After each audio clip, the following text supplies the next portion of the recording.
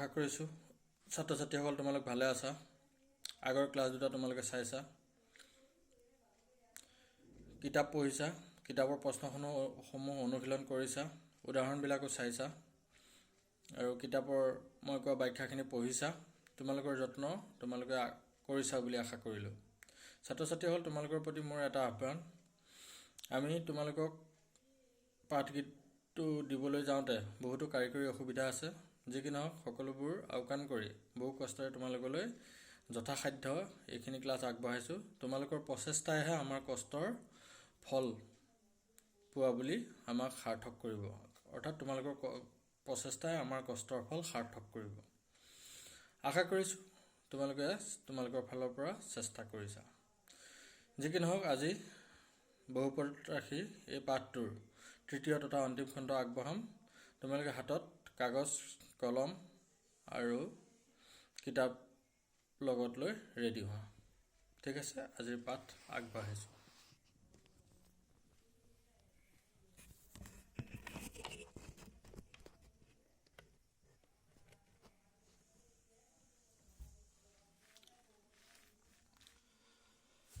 আজিৰ পাঠৰ বিষয়বস্তু হ'ল দশম শ্ৰেণীৰ বহুপদ ৰাশি পাঠটোৰ তৃতীয় চেপ্টাৰৰ বহুপদৰ ক্ষেত্ৰত বিভাজন প্ৰমেয়ৰ প্ৰয়োগ, অৰ্থাৎ অনুশীলন 2.3 লগত সংগতি ৰাখি পাঠৰ আলোচনা। বহুপদ ৰাশিৰ ক্ষেত্ৰত বিভাজন প্ৰমেয়ৰ প্ৰয়োগ, ডিভিজন এলগৰিথম ফৰ পলিনমিয়েলছ। অতি সাধাৰণভাৱে আগৰ শ্ৰেণীসমূহত পাই আহিছোঁ যে ভাজ্য সমান ভাজক পূৰণ ভাগফল যোগ ভাগশেষ বা বাকী। অৰ্থাৎ এটা সংখ্যা 17 ল'লোঁ, তাক যদি 3ৰে হৰণ কৰোঁ, হৰণ কৰিলে আমি কি পাম? 3 হ'ল ভাজক, 17 হ'ল ভাজ্য, গতিকে ভাগফল হ'ব 5, অৰ্থাৎ 3 5 গুণ 15, ভাগশেষ বা বাকী থাকিব 2। এইটো আমি আগৰ ক্লাছৰ পৰাই পাই আহিছোঁ, অতি সাধাৰণ। অৰ্থাৎ এটাকে আমি 17ক লিখিব পাৰোঁ 17 = 3 × 5 + 2, অৰ্থাৎ আগৰ পৰা পোৱা এই প্ৰক্ৰিয়াটোকে আমি দশম শ্ৰেণীত বহুপদৰ ক্ষেত্ৰত প্ৰয়োগ কৰিম।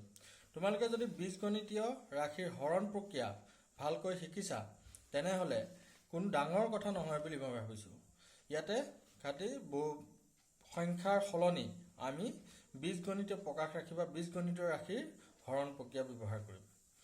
মই ভেৰি ইম্পৰ্টেণ্ট বুলি কৈছোঁ। মাত্ৰ যদি এটা কথাই মনত ৰাখিব লাগে যে হৰণ বা বিভাজন প্ৰক্ৰিয়াত ভাগশেষ বা বাকী শূন্য হয়, তেনেহ'লে ভাজক আৰু ভাগফল সংখ্যা দুটাক ভাজ্যৰ উৎপাদক বুলি ক'ব। অৰ্থাৎ ভাজ্য সমান ভাজক পূৰণ ভাগফল যোগ 0। যেনে 12 হৰণ 4, 12ক যদি আমি 4ৰে হৰণ কৰোঁ, তেতিয়াহ'লে 12 সমান কি পাম? 4 × 3 = 0, য'ত 3 আৰু 4ক 12ৰ উৎপাদক বুলি ক'ব। অতি সাধাৰণ, তোমালোকে আগতে পাইছে। গতিকে মই বিশেষ টান নহয় বুলি ভাবিছোঁ। এতিয়া আমি এই প্ৰক্ৰিয়াটোকে জাষ্ট কি কৰিম? বহুপদ ৰাশিৰ ক্ষেত্ৰত ব্যৱহাৰ কৰিম, অৰ্থাৎ বীজগণিতীয় হৰণ প্ৰক্ৰিয়া। কালি উল্লেখ কৰা উৎপাদকৰ সূত্ৰ প্ৰয়োগ কৰি বিভাজন প্ৰমেয়ৰ সহায়ত এতিয়া আমি বহুপদৰ শূন্য নিৰ্ণয় কৰিম। অনুশীলন 2.3 আলোচনাৰ যিটো বিষয়বস্তুটোৰ ওপৰত উল্লেখ কৰা কথাখিনিৰ ওপৰত ভিত্তি কৰি সমস্যা সমাধান কৰিম। ঠিক আছে, গতিকে তোমালোকে পাঠটো যদি পঢ়িছিলা, তেতিয়াহ'লে কথাখিনি বুজাত সিমান অসুবিধা নাই হোৱা বুলি ভাবিছোঁ। ঠিক আছে, আমি আগবাঢ়োঁ।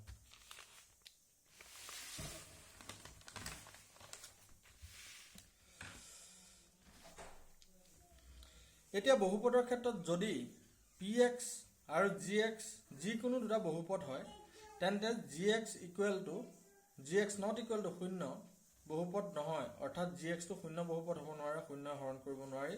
তেন্তে আমি আন দুটা এনে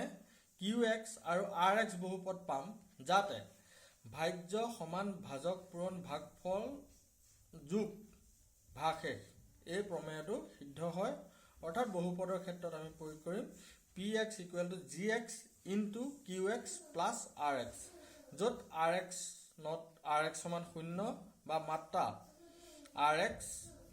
less than মাত্ৰা gx হয়। মানে আমি হৰণ প্ৰক্ৰিয়া কেতিয়ালৈকে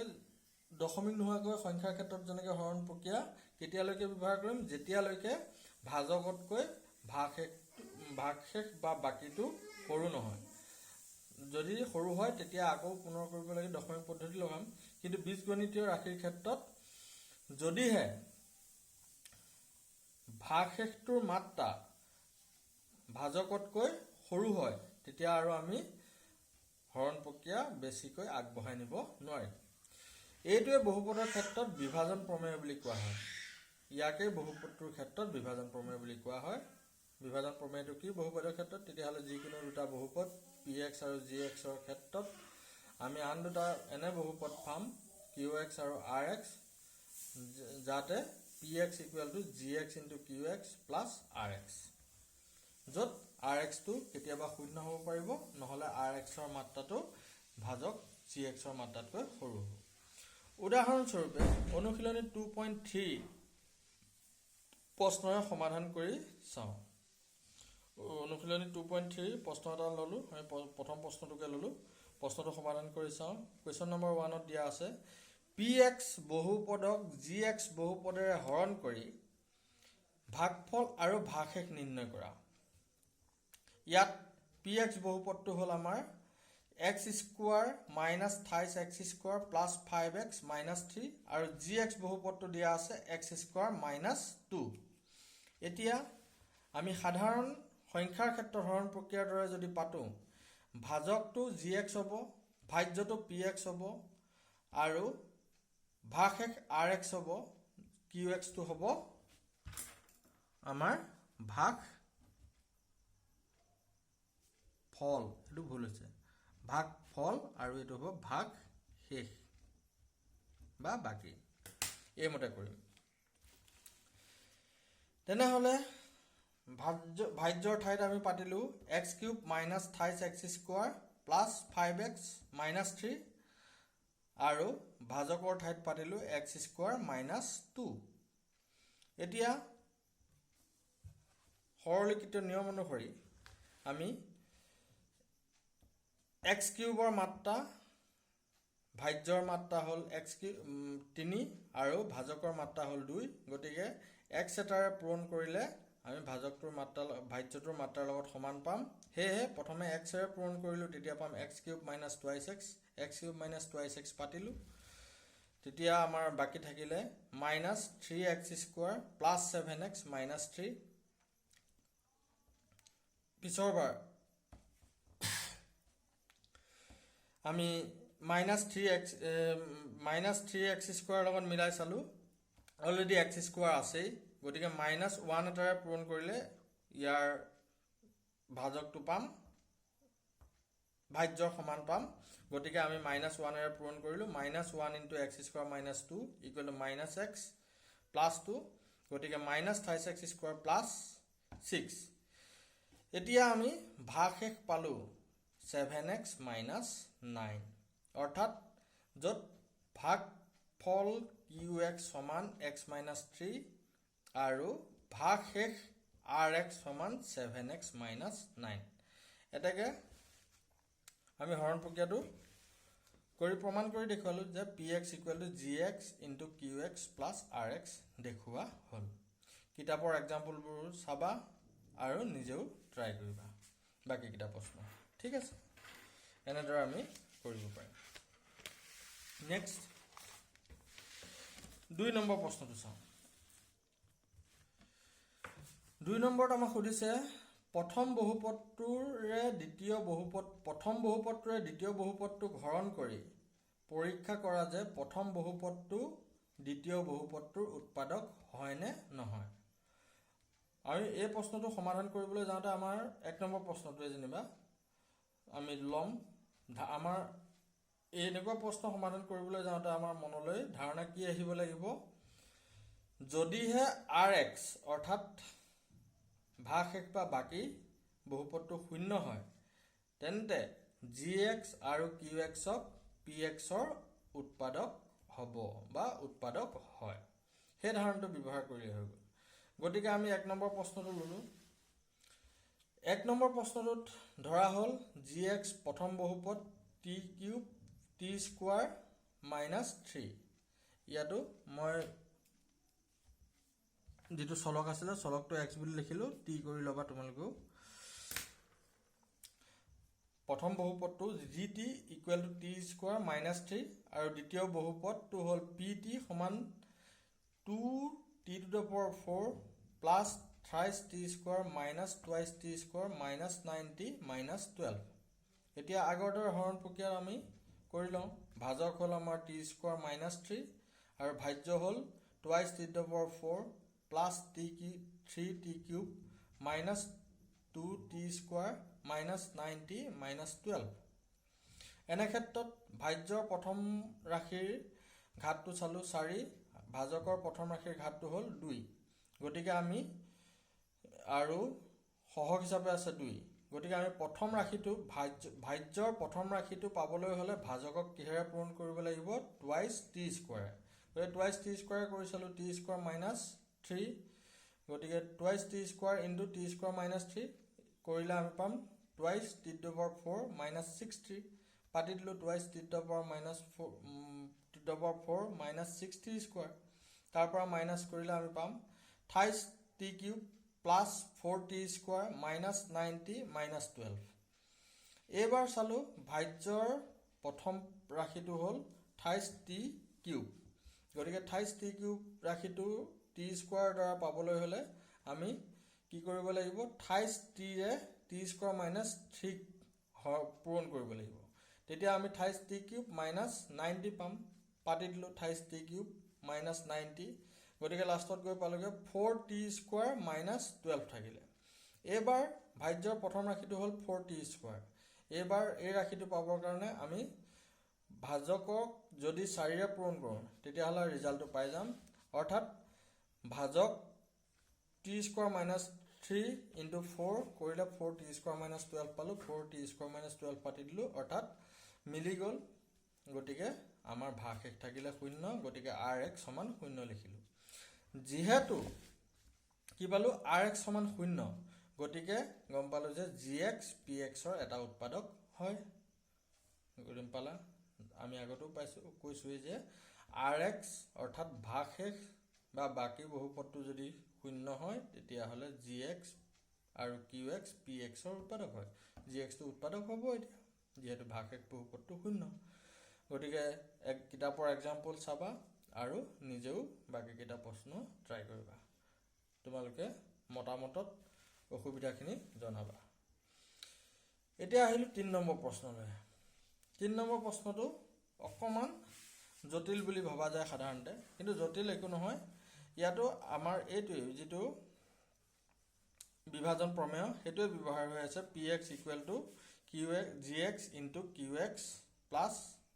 rx হেতুকে ব্যৱহাৰ কৰিব লাগে 3 নম্বৰ প্ৰশ্নটো আমাক দিছে কি বুলি 3x to the power 4 plus 6t cube minus twice x square minus 10x minus 5 বহুপদৰ যদি √5/t আৰু -√5/t দুটা শূন্য হয় তেন্তে আন শূন্যবোৰ নিৰ্ণয় কৰা ইয়াতো এই প্ৰশ্ন কৰিবলৈ যাওঁতে আমাৰ মনলৈ ধাৰণা কি আহিব লাগিব আমাৰ ধাৰণা হে একেটাই দিয়া হোৱা বহুপদটো যদি px বুলি ধৰো 3x square x to the power 4 - 6 x cube minus twice x square minus 10x minus 5 বহুপদটোৰ মাত্ৰা 4 গতিকে 4টা শূন্য থাকিব তাৰে দুটা শূন্য দিয়া আছে বাকি দুটা শূন্য নিৰ্ণয় কৰিব লাগে গম পালো এতিয়া আগৰ আলোচনাৰ দৰে আগৰ আলোচনাৰ পৰা আত ধৰি যেহেতু √5/3 আৰু -√5/3 px বহুপদটোৰ দুটা শূন্য গতিকে কালিৰ যেটো উৎপাদকৰ সূত্ৰ আছিলে উৎপাদকৰ সূত্ৰ মতে x minus alpha আৰু x minus beta বুলি কৈছিলো ইয়াতে আমাৰ alpha যদি √5/3 হয় -√5/3 হ'ল beta গতিকে সেই আলোচনাৰ আত ধৰিলে আমি পাম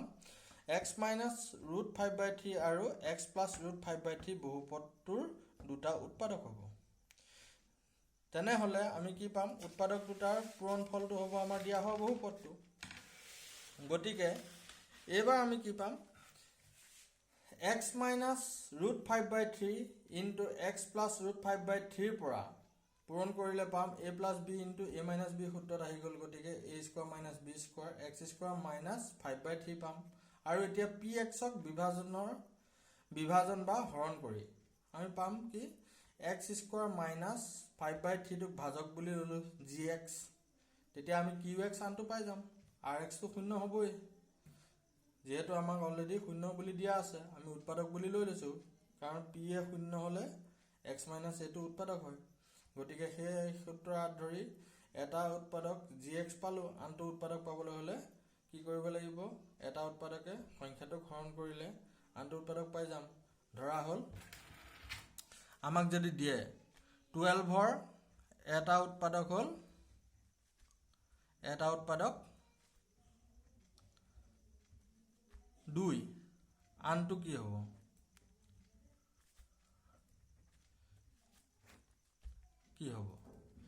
তেন্তে কি কৰিম আমি তেনেহলে অতি সহজ সিধাই কি কৰিবা 2 ৰে 12 ক হৰণ কৰিবা 6 পাই যাবা অৰ্থাৎ আনটো উৎপাদক হৈ গ'ল 6 ভাগ একটো শূন্য হ'বই এটাকে 12 ৰ উৎপাদক দুটা হৈ গ'ল আমাৰ 2 আৰু 6 সেই সূত্ৰ ধৰি আমি কি কৰিলো x square minus 5/3 হল আমাৰ ভাজক আৰু 3x to the power 4 plus 6x cube minus twice x square minus 10x minus 5 দিয়া হোৱা বহুপদটো হল ভাজ্য তেনেহলে ই যদি আমি হৰণ কৰো একেদৰে হৰণ প্ৰক্ৰিয়াটো অনুসৰণ কৰা আগৰ কিটা দেখাইছোই ভাজকৰ প্ৰথম ৰাশি আৰু ভাজ্যৰ প্ৰথম ৰাশি মিলাই চোৱা এটাৰ মাত্ৰা 2 এটাৰ মাত্ৰা 4 গতিকে 2 মাত্ৰাৰে পূৰণ কৰিব লাগিব সহগ আছে 3 গতিকে 28x স্কয়াৰে যদি x square minus 5/3 গ্ৰহণ কৰো তেতিয়া আমি পাম 3x to the power 4 minus 5x square পাতিলো 3x to the power 4 minus 5x square গতিকে আমি পামগে 6x cube নামি আহিব 6x cube টো নামি আহিব গতিকে এটো প্লাস হৈ যাব 28x square minus 10x minus 5 থাকিব হে হলে এবাৰ চালো যে ভাজ্যৰ প্ৰথম ৰাশিটোৰ ঘাত হল 3 কিন্তু ভাজকৰ ঘাত হল 2 গতিকে x এৰে পূৰণ কৰিব লাগিব আৰু ইয়াৰ সহগ যেহেতু 6 আছে 6x এৰে পূৰণ কৰিব লাগিব 6x এৰে পূৰণ কৰিলে আমি পাম x square minus 5/3 6x into x square minus 5/3 মানে 6x cube minus 10x পালো পাতি দিলো 6x cube minus 10x তেতিয়া হলে 3x square ইয়াতো x square টো থাকি গৈছিলে 3x square টো নামি আহিলে আৰু এইকিটা যেহেতু মিলি গল -5 টো নামি আহিলে এইবাৰ দেখিলো যে ইয়াত মাত্ৰা দুটা সমান হৈ আছে মাত্ৰ সহগটো বেলেগ গতিকে 3 ৰে পূৰণ কৰিলো 3 ৰে পূৰণ কৰাৰ কাৰণে আমি কি পালো 3x square minus 5/3 3 into x square minus 5/3 কৰিলে 28x minus 5 পায় 28x square minus 5 পায় গতিকে 28x square minus 5 ইয়াত পাতি দিলো গতিকে ভাগ শেষ হৈ গল 0 rx ৰ মান 0 গতিকে আমি লিখিব পাৰো যে px equal to gx into qx যত rx ৰ মান 0 হেহে 3x to the power 4 plus 6x cube minus twice x square minus 10x minus 5 বহুপদটোৰ কি কাৰ পূৰণফল হিচাপে লিখিব পাৰি ভাজক x square minus 5/3 আৰু ভাগফল 3x square plus 6x plus 3 পূৰণফল হিচাপে প্ৰকাশ কৰিব পাৰি এতিয়া আগৰ দৰে এই 3x square ইয়াত যেটো সেকেন্ড বহুপদ আছে সেকেন্ড ভাগ আছে দ্বিতীয় ভাগটোক আমি ফ্যাক্টৰাইজ কৰিব পাৰো গতিকে 3x square plus 6x plus 3 3x square plus 6x plus 3 মধ্যমপদ বিভাজনৰ সহায়ত সমাধান কৰিলে আমি কি পাম 3x square plus 36x plus 36x plus 3 ইয়াৰ পৰা 36 টা কমন আহিলে x plus 1 plus দ্বিতীয় দুটা পদৰ পৰা 3 কমন আহিলে x plus 1 দুইটা ৰাখিতে x plus 1 কমন আছে x plus 1 আৰু 36x plus 3 থাকিব উৎপাদক দুটা পাই যাম ইয়াৰ পৰা অৰ্থাৎ 28x+3 আৰু x+1 পৰা 0 দুটা হ'ব 28x+3 = 0 বা x+1 = 0 28x = -3 বা x = -1 এটাকে x = হ'ব -3/3 = -1 আৰু x = -1 আন দুটা শূন্য হৈ গ'ল -1 আৰু -1 এটাকে px দিয়া হোৱা যেটো বহুপদ আছিল আমাৰ 3 নম্বৰ প্ৰশ্নত px = 28x⁴ plus 6x³ minus 2x² minus 10x minus 5 বহুপদটোৰ শূন্য চাৰিটা হ'ল ক্ৰমে দিয়া হোৱা দুটা √5/3 minus √5/3 -1 আৰু -1 কিতাপৰ এক্সাম্পল 9 নম্বৰটো চাবা ইয়াৰ লগত মিলি আছে 9 নম্বৰটো আৰু এই 3 নম্বৰ প্ৰশ্নটো একে হেতু কাৰণে মই ইয়াত উল্লেখ কৰি দিছো কিতাপৰ এক্সাম্পল 9 নম্বৰটো চাবা উদাহৰণ 9 নম্বৰ উদাহৰণটো চাবা মিলি যাব কিতাপৰ যেটো 4 নম্বৰ প্ৰশ্ন 4 নম্বৰ প্ৰশ্নটোত সাধাৰণ বিভাজন প্ৰক্ৰিয়া প্ৰয়োগ কৰিলে হৈ গ'ল তাত আমাৰ gx টো উলিয়াবলৈ দিছে নেকি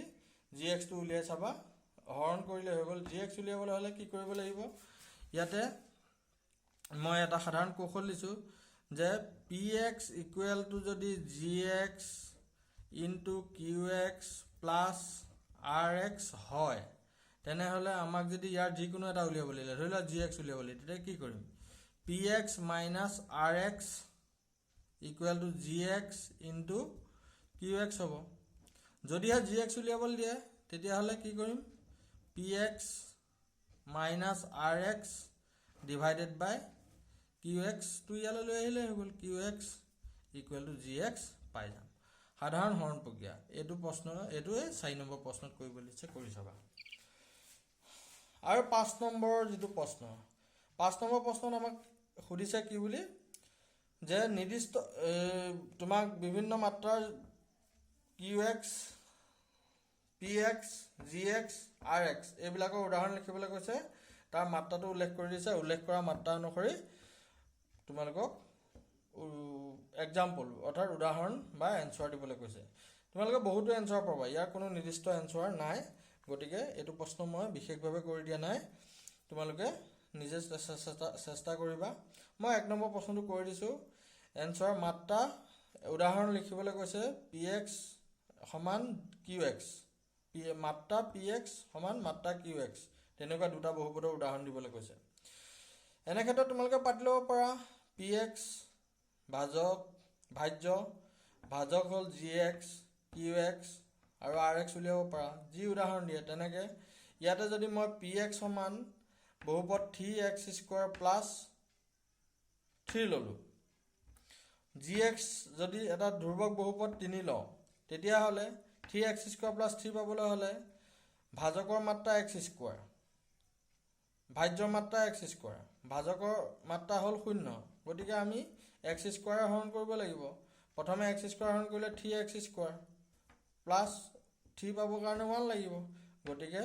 এতিয়া চালো যে আমাক যেটো উদাহৰণ লিখিবলৈ কৈছে যে px ৰ উদাহৰণ আৰু qx ৰ উদাহৰণ এই ক্ষেত্ৰত মই মাত্ৰাটা সমান পালো px = 3x² + 3 মাত্ৰা 2 আৰু qx ৰ উদাহৰণ পালো x² + 1 যাৰ মাত্ৰা হ'ল 2 গতিকে ইয়াৰ দ্বাৰা মোৰ ক্লাস 3টা ক্লাস সমাপ্ত কৰিলো অৰ্থাৎ বহুপদ ৰাশি চেপ্টাৰটো শেষ হ'ল বুলি ভাবিছো তোমালোকে পাঠটো ভালকৈ পঢ়িবা পুনৰাই কৈছো লগতে কিতাপৰ উদাহৰণখিনি চাবা আৰু অনুশীলনীৰ প্ৰশ্নবিলাক নিজে ট্ৰাই কৰিবা কিবা যদি অসুবিধা পোৱা আমাৰ হোৱাটছআপ গ্ৰুপত জনাবা গতিকে ইয়াৰ দ্বাৰাই মোৰ বহুপদ ৰাশিৰ ক্লাস সমাপ্ত হ'ল বুলি কৈছো এটো অনুশীলনটো এটো মই কৈছো অসমীয়া কিতাপ নাই ইংৰাজী কিতাপখন আছে তাতে দেখাই দিছো মই প্ৰথমটো উদাহৰণ তোমালোকক দিলো যে px ৰ মাত্ৰা আৰু gx ৰ মাত্ৰা qx ৰ মাত্ৰা সমান হ'ব লাগে px টো পালো 28x³ x² + 3 আৰু qx পালো x² + 1 ঠিক আছে ধন্যবাদ তোমালোকে ঘৰত ভালকে পঢ়িবা নেক্সট আমি কি পঢ়ো মই তোমালোকক জনাম ধন্যবাদ